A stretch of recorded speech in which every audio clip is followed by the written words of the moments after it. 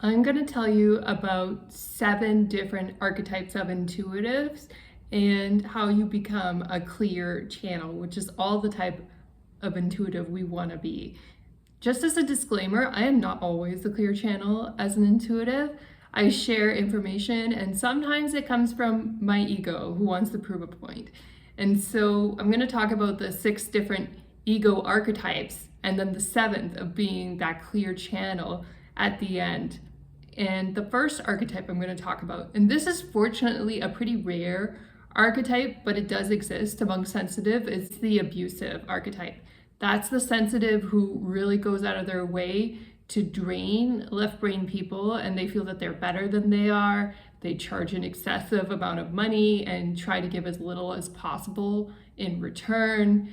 They're in the business of saying they're going to do a service for people, but then when push comes to shove, they're not actually going to do anything for them. They just want to take money, take time, take resources. And this is unfortunately why some intuitive sensitive professionals get a bad rap in society. This is why left brain people are very skeptical of them. Fortunately, I just want to remind you that this archetype is really rare among sensitives. I believe a lot of intuitive sensitive people who are out there who are providing service in the world, they're actually good people. Majority of them are good people, but there are a few who rip people off. They may give you a reading and it's really coming from their biased life experience and it's a little bit abusive. Like they might only listen to like 10 seconds of your story about your workplace and then encourage you to like swear at your boss and quit your job when it's not really good advice and it's based on their own wounding. And that kind of reading, that kind of service can be very damaging for people. So unfortunately, those are out there. But the good news is that most of us are not in this category as intuitives. This is quite rare, but it does happen. And sometimes it happens when intuitives are very famous and they get very egotistical. So don't be shocked if you ever encounter this behavior. Don't be dismayed. Have the faith that most intuitives aren't like this and keep looking for one that resonates with you if you do encounter this kind of behavior, but also know that it's not appropriate behavior for an intuitive. The next type of intuitive you want to watch for is like the grouch or the complainer, the one that nags. They're a little bit above being abusive, so they're not overtly abusive in the same way that the first category is, but they complain and they see life negatively. Think about the person down the street who's just constantly complaining. Like, I think you all know those types of sensitive people. They might be nice, but they always are down and out about the world. They're always obsessively watching the news and they're not really out of the closet as intuitives. They're too afraid to come out and they see the world as too dangerous of a place. And so they see everything as threatening objects and they hide in their little cave. And unfortunately, because left brain people have attacked us as sensitives, and most of us are doing good work, and other sensitives see this, and sometimes they're like, I can never tell anybody about my spirituality. And so they just hide in their cave. They never tell anyone. And if they get into a relationship with a left brain person, they'll probably nag and criticize them to death. Sometimes they can be even very successful and work extremely hard and even have multi-million-dollar businesses.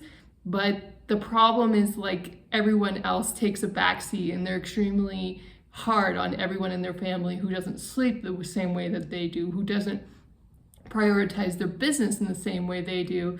And so those people are not the easiest to be around. Think of that really critical mom-in-law who is really hard to deal with. That's this category of sensitive person who is just constantly grouchy and constantly a nag. The next category up would be the sensitive who is the golden child. So this would be a sensitive person who's raised by very left brain logical parents and they've kind of molded themselves to be very helpful to the parent who's extremely busy and maybe not that loving. Maybe the parent put a lot of pressure on them to achieve in school and become the perfect A+ student and go to Harvard or whatever those really high expectations were.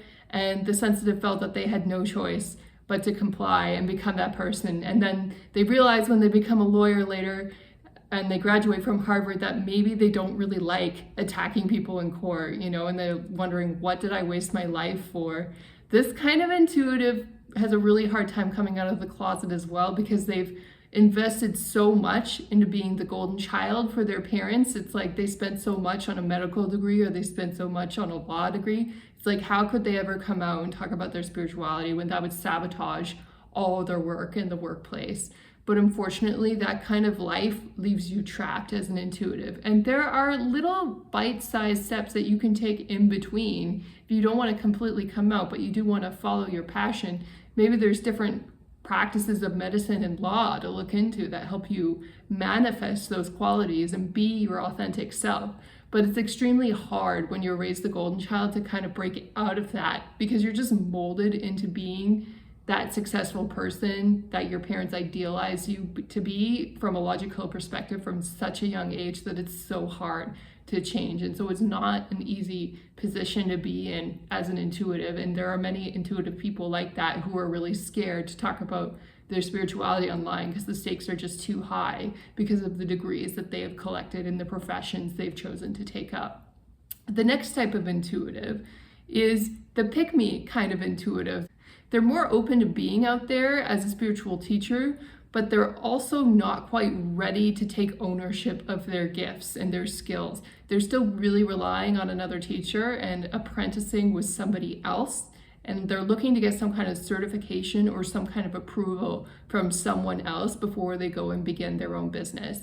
So they're really addicted to buying courses, they attend workshops, they're spending a ton of money on coaching, they could even be really broke. And they don't really implement the things that they've learned because they're too scared to come out of the closet. They are enthusiastic, but it's like this private sequestered area of their lives that they're really scared to tell other people about.